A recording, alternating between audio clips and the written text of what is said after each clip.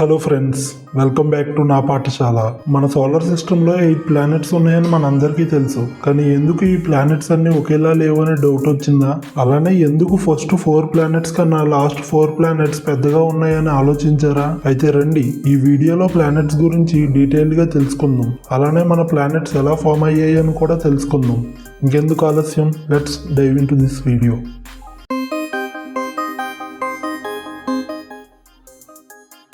అసలు మన ప్లానెట్స్ ఎందుకు ఒకేలా లేవు అనే విషయం తెలుసుకోబోయే ముందు ప్రజెంట్ మన ప్లానెట్స్ ఎలా ఉన్నాయో తెలుసుకుందాం. మొత్తం మన సోలార్ సిస్టంలో 8 ప్లానెట్స్ ఉన్నాయి. మన సైంటిస్టులు వీటిని 2గా విభజించారు. అవే inner solar planets and outer solar planets. ముందుగా ఈ ఇన్నర్ సోలార్ ప్లానెట్స్ అంటే ఏంటో తెలుసుకుందాం. ఇన్నర్ సోలార్ ప్లానెట్స్ అంటే సూర్యుడికి దగ్గరగా ఉన్న ప్లానెట్స్. వీటిని terrestrial planets and Rocky planets అంటారు. అవే మెర్క్యూరీ, వీనస్, ఎర్త్, మార్స్. ఇంకా అవుటర్ సోలార్ ప్లానెట్స్ అంటే సూర్యుడికి దూరంగా ఉండేవి. అవేమనగా జూపిటర్, సాటర్న్, యురేనస్, నెప్ట్యూన్. అయితే వీటిలో జూపిటర్ అండ్ సాటర్న్ ని గ్యాస్ జైంట్స్ అంటారు. ఎందుకంటే ఈ 2 ప్లానెట్స్ అధిక మొత్తంలో హైడ్రోజన్ అండ్ హీలియం గ్యాసెస్తో నిండి ఉంటాయి. సింపుల్గా చెప్పాలంటే ఒక స్పేస్ మిషన్ని తీసుకెళ్లి ఈ 2 ప్లానెట్స్ మీద ల్యాండ్ చేద్దామన్నా అది కుదరని పని. ఎందుకంటే ఈ ప్లానెట్స్కి సాలిడ్ సర్ఫేస్ లేదు. ఎందుకంటే ఇవి గ్యాసెస్తోనే నిండి ఉన్నాయి. అలానే ఇవి ఎంత పెద్దవంటే మన ఎర్త్ లాంటి ప్లానెట్స్ 1321 ప్లానెట్స్ని ఒక జూపిటర్ ప్లానెట్లోనే పట్టించవచ్చు. అలానే 764 ఎర్త్ లాంటి ప్లానెట్స్ని ఒక సాటర్న్ ప్లానెట్లో పట్టించవచ్చు. ఇంకా last 2 planets Uranus and Neptune. వీటిని ఐస్ జైంట్స్ అని కూడా అంటారు. ఎందుకంటే వీటిలో హైడ్రోజన్ అండ్ హీలియం గ్యాసెస్తో పాటుగా వాటర్, మీథేన్, అమోనియా కూడా ఉంటాయి. అండ్ ఇవి గడ్డగట్టి ఉండడంతో వీటిని ఐస్ జైంట్స్ అంటారు. అయితే మీకు ఇప్పుడు మొత్తంగా అర్థమైంది అనుకుంటున్నా. మన సోలార్ సిస్టంలో 4 rock planets, 2 gas planets and 2 ice planets ఉన్నాయని. అయితే ఇప్పుడు ఈ ప్లానెట్స్ అన్ని ఎందుకు డిఫరెంట్ గా ఉన్నాయని తెలుసుకోబోయే ముందు అసలు ఈ ప్లానెట్స్ అని ఎలా ఏర్పడ్డాయో తెలుసుకుందాం. 4.6 బిలియన్ ఇయర్స్ బ్యాక్ మన సోలార్ సిస్టమ్ అసలు ఏర్పడక ముందు నెబ్యులా అనే మబ్బులు ఉండేవి. వీటిని జైంట్ మాలిక్యులర్ క్లౌడ్స్ అని కూడా అనొచ్చు. అయితే ఈ clouds 90% of hydrogen, 8% helium and 1% of డస్ట్తో నిండి ఉన్నది. ఇలా ఉన్న ఈ నెబ్యులా అనే క్లౌడ్స్ ఒకదానితో ఒకటి కొలైడ్ అయినా లేదా ఈ నెబ్యులా దగ్గరలో ఎక్కడైనా సూపర్నోవా ఎక్స్ప్లోజన్ జరిగినా దానివల్ల ఈ నెబ్యులాలో mass and gravity disturbances create అవ్వి అక్కడ ఏరియా డెన్స్ గా మారుతూ తన చుట్టూ ఉన్న గ్యాసెస్ అండ్ డస్ట్ ని గ్రావిటీ తనలోకి అట్రాక్ట్ చేయడం స్టార్ట్ చేస్తుంది. ఇలా నెబ్యులా కొలాప్స్ అవి రొటేటింగ్ ప్రోటోప్లానెటరీ డిస్క్ గా చేంజ్ అవడం జరుగుతుంది. అండ్ ఈ డిస్క్ మధ్యలో ఫామ్ అయ్యేదే మన సూర్యుడు. తన గ్రావిటీ వలన డస్ట్ అండ్ గ్యాస్ ని తనలోకి లాక్కుంటూ ప్రోటోస్టార్ గా మారుతుంది. అండ్ ఈ ప్రోటోస్టార్ అనేది సూర్యుడి తొలి దశ. ఇలా 1 బిలియన్ ఇయర్స్ తర్వాత సూర్యుడి core temperature 100 million degree Celsius కి చేరడంతో న్యూక్లియర్ ఫ్యూజన్ జరిగి హీట్ అండ్ లైట్ ప్రొడ్యూస్ అవ్వడం జరుగుతుంది. అండ్ ఈ టైంలోనే సన్ నుండి సోలార్ విండ్స్ క్రియేట్ అవడంతో ఇన్నర్ సోలార్ సిస్టంలో ఉండే గ్యాసెస్ అండ్ డస్ట్ ని అవుటర్ సోలార్ సిస్టంలోకి తొయ్యివేయడం జరుగుతుంది.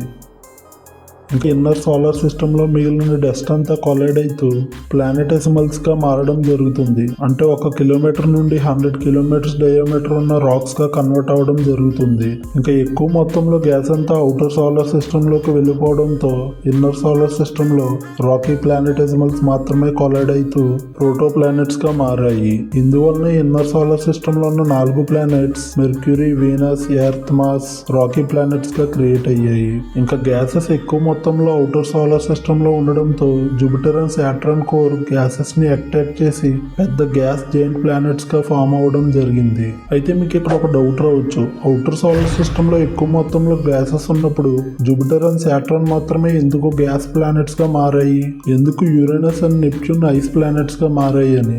దానికి సమాధానం యురేనస్ అండ్ నెప్ట్యూన్ కన్నా ముందుగానే జూపిటర్ అండ్ సాటర్న్ పుట్టాయి. ఇంకా ఈ యురేనస్ అండ్ నెప్ట్యూన్ పుట్టేలోపు అక్కడ ఉన్న ఎక్కువ మొత్తంలో గ్యాస్ ని Jupiter and Saturn planets attract చేసి పెద్ద గ్యాస్ జైంట్ గా మారడం జరిగింది. అందుకే మన సోలార్ సిస్టమ్ లో ఉన్న 8 ప్లానెట్స్ లో జూపిటర్ అండ్ సాటర్న్ ప్లానెట్స్ పెద్దగా ఉండడం జరుగుతుంది. ఇంకా మిగిలిన dust like water, methane, ammonia and కొద్దిపాటి హైడ్రోజన్, హీలియం సన్ కి దూరంగా ఉండడంతో అవి గడ్డ కట్టి ఐస్ స్టేట్ లో ఉన్నాయి.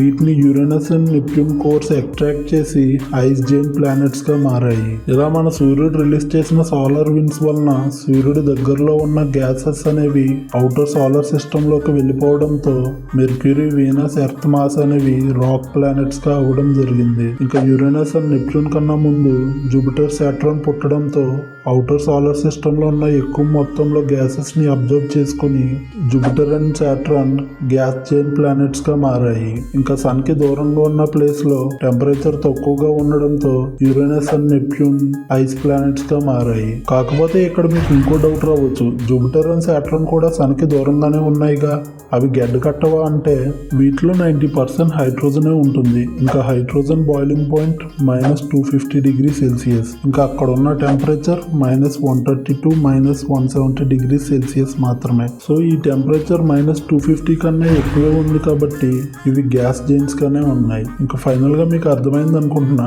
ఎందుకు మన సోలార్ సిస్టమ్ లో ప్లానెట్స్ అన్ని ఒకేలా లేవని, అలానే వాటికి కారణాలు ఏమిటని. అయితే మీరు సన్ అండ్ ఈ 8 ప్లానెట్స్ ని మాత్రమే సోలార్ సిస్టమ్ అనుకుంటే friends, you are in wrong track. మన నెక్స్ట్ వీడియోలో అసలు సోలార్ సిస్టమ్ అంటే ఏమిటో చూద్దాం. ఇంకా ఈ వీడియోకి ఇంతే ఫ్రెండ్స్. మీకు ఈ నాలెడ్జ్ వర్త్ అనిపిస్తే ఈ వీడియోకి ఒక లైక్ చేయండి. అలానే ఇటువంటి కంటెంట్ కోసం మన ఛానల్కి సబ్స్క్రైబ్ చేసి బెల్ ఐకాన్ని ఆన్లో పెట్టుకోండి. ఫైనల్గా థ్యాంక్ యూ ఫర్ వాచింగ్.